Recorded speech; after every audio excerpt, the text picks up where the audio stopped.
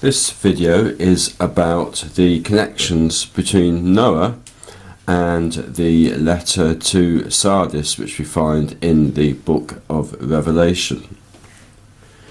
Sardis was a city which was built on the spur of a mountain, and it was very difficult for opposing armies to capture. But it was captured more than once throughout history when those in charge of watching in the city failed to do their duty correctly. One occasion when the city of Sardis was captured was in 546 BC by the Persians under Cyrus. This was when the city was under Croesus, who was the last king of the Lydian Empire. And this is actually spoken of in Isaiah chapter 45 and verse 3, where it says of Cyrus, "And I will give thee the treasures of darkness and hidden riches of secret places, that thou mayest know that I, Yahweh, which call thee by the name and the God of thy name, and the God of Israel." So we see then that the city was captured. All the riches which were in that city under Croesus were captured by the Persians, and despite the fact that it was built on a spur of a mountain, it was captured because the defenders of the city did not watch as they should have done. And this, of course, is a significant background for the letter to Sardis written by Christ, as we read of in Revelation chapter 3, where in verse 2 it says, "Be watchful and strengthen the things which remain that are ready to die." Believers in Sardis had to be spiritually watchful, unlike the inhabitants of the city in the past, who had not watched carefully enough to defend the city. But we see a parallel between Sardis and the days of Noah, where the people during the days of Noah should have been spiritually watchful but were not. So what we're going to do now is just run through the links between Noah and the letter to Sardis in the book of Revelation. So we take the Old Testament first in Genesis, and in Genesis chapter 5 and verse 29 we read of these words. Speaking of Lamech, it says, "And he called his name Noah, saying, This same shall comfort us concerning our work and toil of our hands." So we find there work spoken of, and of course it was the spiritual work which Noah was to perform, which would be so important. And in verse 2 of Revelation chapter 3 we read that Christ said, "I have not found thy works perfect before God." And of course it was the case that in the days of Noah, most people's work, apart from that of Noah, was not acceptable in the sight of God. In Genesis 6 verse 3 we read, "And Yahweh said, My spirit shall not always strive with man." So we have a reference there to God's spirit, and twice in Revelation chapter 3 we have reference to spirit. First of all, the spirits of God, which we'll mention again shortly. And in verse 6 of Revelation chapter 3 it says, "He that hath an ear, let him hear what the Spirit saith unto the ecclesias." In Genesis 6 and verse 4 it says there at the end of the verse, "The same became mighty men which were of old, men of renown." And the Hebrew word translated renown is the word name. So these were men who had made a name for themselves. And the same was spiritually true in Sardis at that time, where Christ says, "I know thy works, that thou hast a name, that thou livest and art dead." So they had this name for themselves. Outwardly they seemed a spiritually alive ecclesia, but actually they were dead, as the Lord Jesus Christ said. In Genesis chapter 6 and verse 5 it says, "And God saw that the wickedness of man was great in the earth." So God could see what was happening at that time. And the same thing was happening in Revelation chapter 3, that God and the Lord Jesus Christ could see what was happening in Sardis.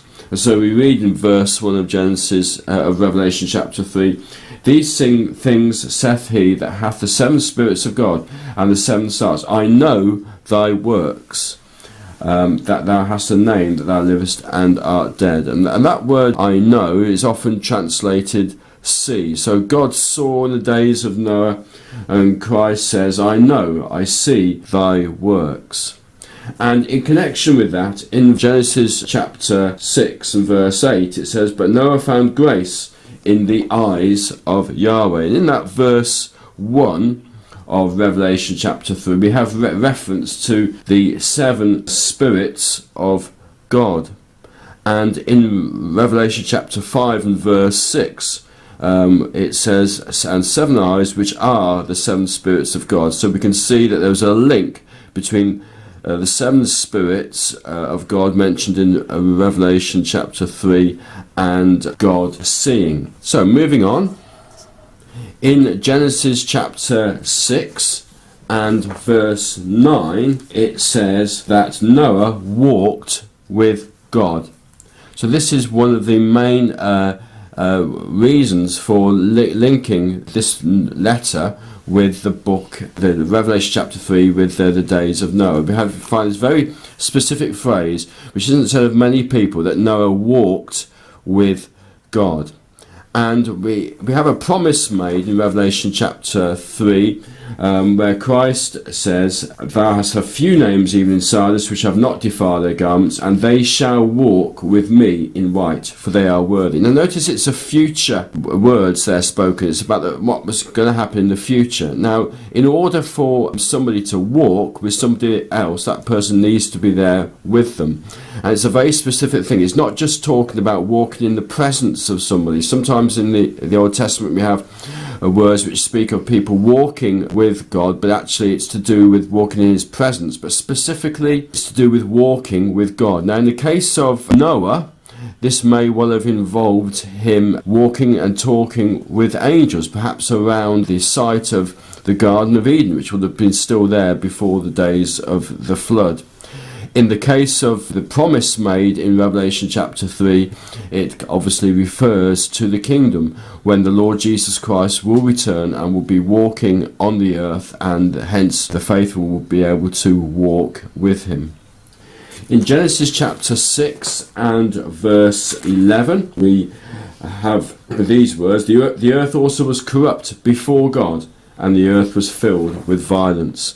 And so we have this reference to how this violence was being seen by God and was before him. It was brought before him, this terrible violence which was on the earth at that time. And so too we find the Lord Jesus Christ saying in verse 2 of Revelation 3, for I have not found thy works perfect before God. Now we've seen in verse 2 of Revelation chapter 3 that they were spiritually ready to die. And of course we get the similar words in Genesis chapter 6 and verse 17, where at the end of that verse God said, and everything that is in the earth shall die. And then in Genesis 7 and chapter 2 and verse 3 we have a reference to the animals being brought in by sevens, of fowls also of the air by sevens, the male and the female, to keep seed alive upon the face of all the earth. And then we have reference, as well as the reference to the sevens in verse 2 and verse 3, we also have reference to 7 days, verse 4. So we get the recurrence of the number 7 in the record of Noah, and we've already seen that we have reference to 7 in Revelation 3 verse 1. These things saith he that hath the 7 spirits of God and the 7 stars.